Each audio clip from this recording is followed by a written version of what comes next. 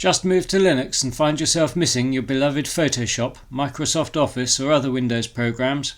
Well, there are alternatives. You just need to be pointed in the right direction. And that's what this video is going to do. I'm going to take you through some Linux alternatives for some commonly used Windows programs. And when I mention a program, I'll do my level best to conjure up a screenshot so you can see what it looks like. Let's start with Photoshop. So, what do Linux users use instead of Photoshop? Well, rather amusingly, most of them use a program called GIMP. And no, you don't need to don your tight leather suit, and no, you don't need a snooker ball. You just need to go to your software manager, search for GIMP and install it. Oh, and it's completely free and open source. Now, one thing to note with all these alternative programs is that there's a bit of a learning curve, and the best way to find out how to do something in any of these packages is to search YouTube for answers.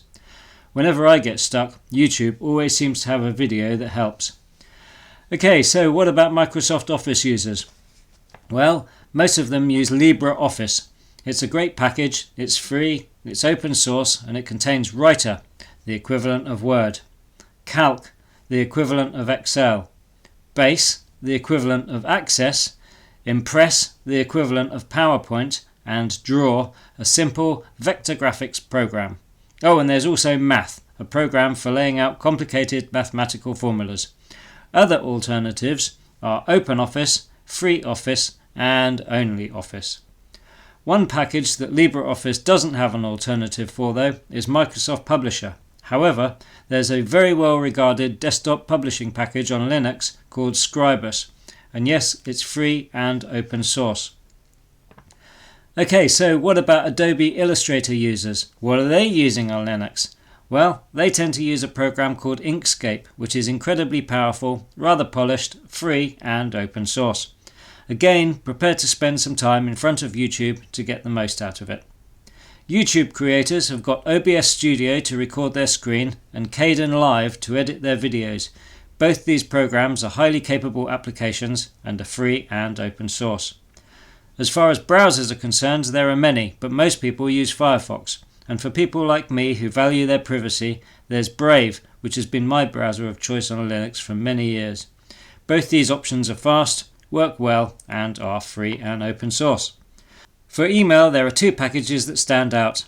One is Thunderbird and the other is Evolution.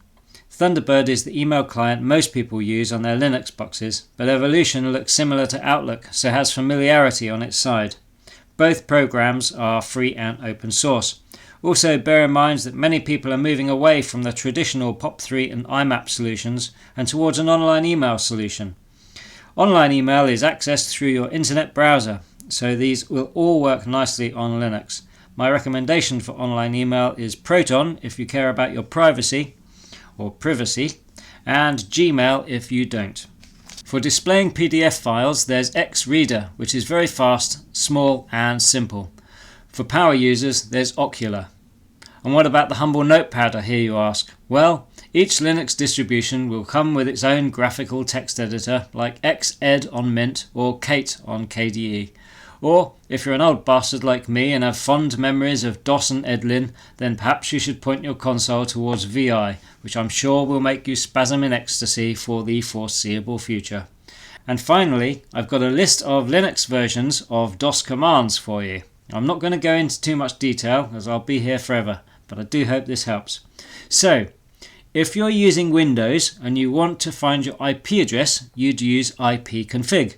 In Linux, you'd type either ifconfig or IP space addr, depending on your Linux distribution. If you wanted to make a new directory in Windows, you'd type md. In Linux, you'd type mkdir. If you're in Windows and you wanted to list all the files in your current directory, you'd use the dir command. In Linux, you'd type ls for list. If you wanted more detail and to display hidden files, you'd type in ls space dash la. The L standing for long and the A standing for all. If you're in Windows and you wanted to delete a file, you'd use the del command. In Linux, you'd type in rm for remove. If you also wanted to include all its subdirectories, you'd use the following command: rm space dash RF. The R is for recursive and the F is for force. Be careful using that command. If you're in Windows and you want to display a file, you'd use the type command.